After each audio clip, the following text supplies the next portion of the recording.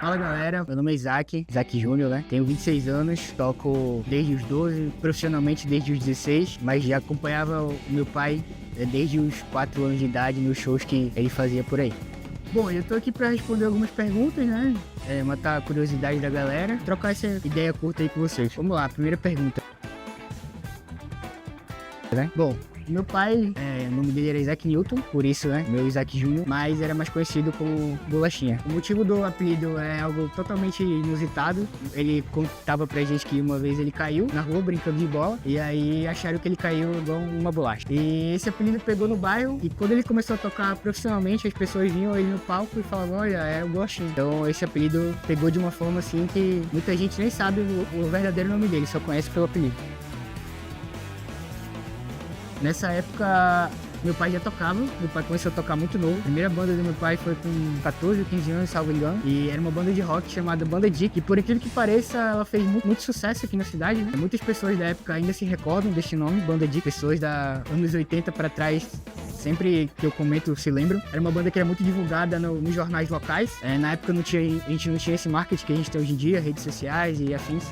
Então era mais em jornal mesmo. E por várias e várias vezes eles saíam em vários jornais do dia ali, né? A matéria do dia. Eles foram responsáveis por vários pré-shows de bandas famosas, como RPM, Capital Inicial. Essa galera toda daquela época vinha em Manaus fazer show e era sempre eles que faziam as aberturas naquela época. Meu pai passou um bom tempo no baile, ele tocou com várias bandas de baile, assim, até pra falar nomes, acho que seria injusto, porque foram muitas mesmo, mas as principais da cidade, como Embaixadores, Orion, enfim, entre outras, né? E depois até que um belo dia ali pro 94, 95, ele recebeu um convite pra fazer parte de uma grande banda de pagode daqui de Manaus, que era o Embala Samba. Essa banda também fez grande sucesso aqui em Manaus, viajou por quase todos os estados, né, interiores, e até que em 97 pra 98 ele recebeu o convite de um grande amigo nosso até hoje, chamado Mauro Drummond, era o produtor do Arlindo Júnior na época, e fez esse convite pro meu pai colocar a bateria no boi. Então meu pai, além de tudo, né, ele foi responsável por introduzir aquela levada, aquele groove de bateria no boi em si, né. Então, de lá pra cá, não se tem registros de bateria antes disso, então ele foi o primeiro a colocar mesmo, a criar alguma levada ali com eles em estúdio e aplicar ao vivo e nos CDs do Caprichoso daquela época até hoje em dia. É o que a gente tem levado, assim, de história, né? É o que a gente sabe. Bom, eu nasci em 98, né? Então, nessa época eu ainda tava no colo. Quando tudo começou, minha mãe comenta que ele foi pro Arlindo por minha causa também. A grana era melhor, as coisas era por um propósito melhor pra casa mesmo, e não porque ele quis. Então, muito ou quase tudo se deve a ele, né, disso. Então, acredito que tudo aconteceu com o propósito de Deus, desde essa época até aqui. 2012, foi as minhas primeiras aulas, entre 2011 e 2012. A gente começou a fazer aulas práticas, né? E paralelo a isso, em casa também, era todo o tempo estudando, praticando. E ali sim eu comecei a me aprofundar, mas antes disso, eu já de curioso ali sabia uma coisa ou outra, mas mais parte teórica do que prática. Ao contrário de muitos que primeiro aprendi a prática e depois a teórica, eu fui o contrário. Primeiro eu aprendi a ler e escrever, depois a gente começou a estudar a prática. Cara, essa parte sempre foi muito mágica, assim, né? Tipo, onde a gente chegava, eu e meu pai, todo mundo sempre recebia a gente muito bem, assim, todo mundo conhecia. Era algo muito, muito louco até, né? Porque qualquer lugar que a gente chegava, todo mundo conhecia ele. Casas de shows, assim, né? De estúdios para ensaio, desde recepção até o técnico de som, todo mundo conhecia ele, era muito engraçado, assim, às vezes. E às vezes até segurança, né? Às vezes segurança que tava barrando todo mundo, chegava na nossa vez, é você, pode passar. Então era bem engraçado, assim. E a recepção todo mundo ficou orgulhoso, né? Eu sempre tentei entregar algo ao nível, né, do meu pai para poder estar ali com os amigos dele que tocavam com ele na época. E foi isso. Bom, a minha entrada no boi foi algo muito inusitado, mas eu digo que sempre foi almejado por mim. É algo que, devido à minha escola, eu sempre estudei bastante, né? Sempre escutava meu pai tocando, sempre pesquisei tudo o que a gente tem de registro na internet sobre eles daquela época. Então eu estudava bastante. O boi é algo que eu estudei desde quando eu comecei a tocar. Mas eu não esperava. Então, um belo dia a gente estava tocando guitarrada, com um grande amigo nosso chamado Rosivaldo Cordeiro. E a gente gravou o programa do Natan na Band. E esse programa, na época, exibia, né, pro estado do norte inteiro.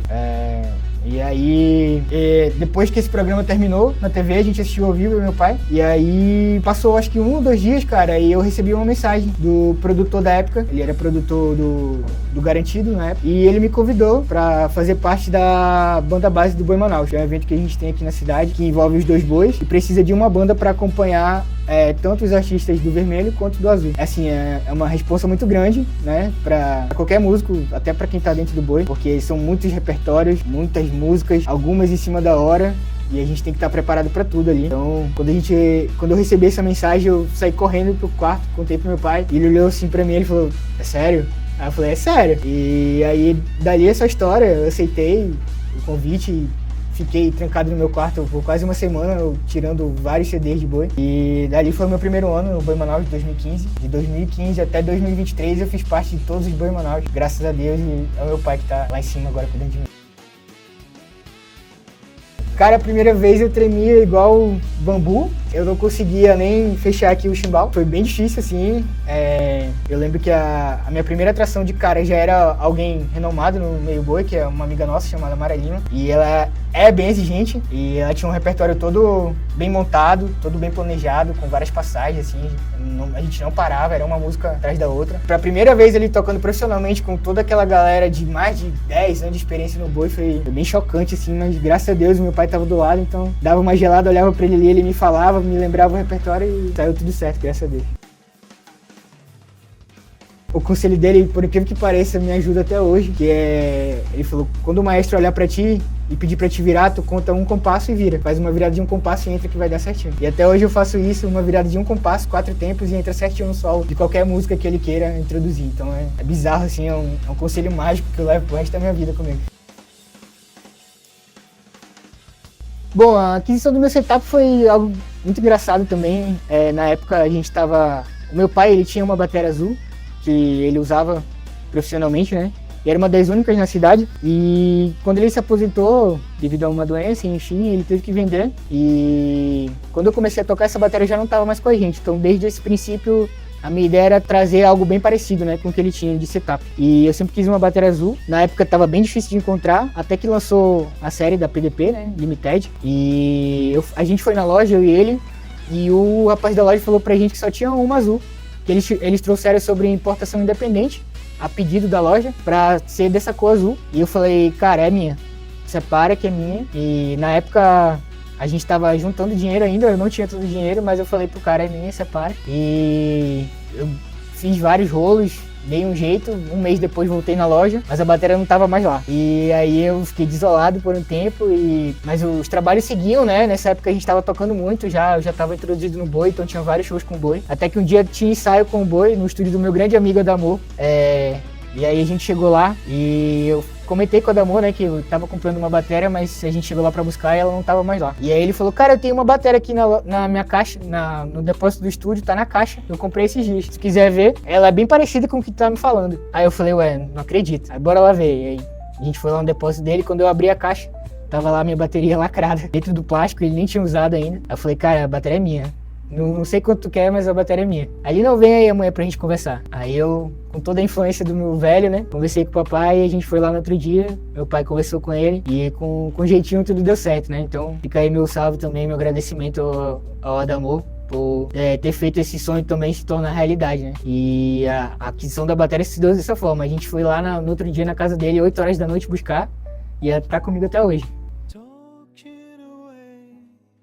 Bom, a ideia dessa gravação é mais pra registrar e homenagear meu pai. Essa semana agora que passou, tá fazendo 8 anos que ele deixou a gente. E eu sempre dou um jeito, né, ao que tá no meu alcance de fazer alguma homenagem, postar alguma coisa. Mas agora, com a vida tomando novos rumos, eu agora empreendendo e cuidando da minha agência, eu acredito que tá na hora de buscar novos patamares. Talvez eu precise me desfazer da minha bateria. E nada mais justo do que gravar algumas das obras, né, que ele introduziu o próprio groove dele e ficaram eternizadas aí no boi e estão até hoje, né? Então, eu acho que nada mais justo do que a gente gravar, fazer uma regravação dessas obras e deixar registrado na minha bateria, que foi algo que a gente escolheu, assim, de pai para filho, desde a cor até a configuração dela. Então, acho que é isso.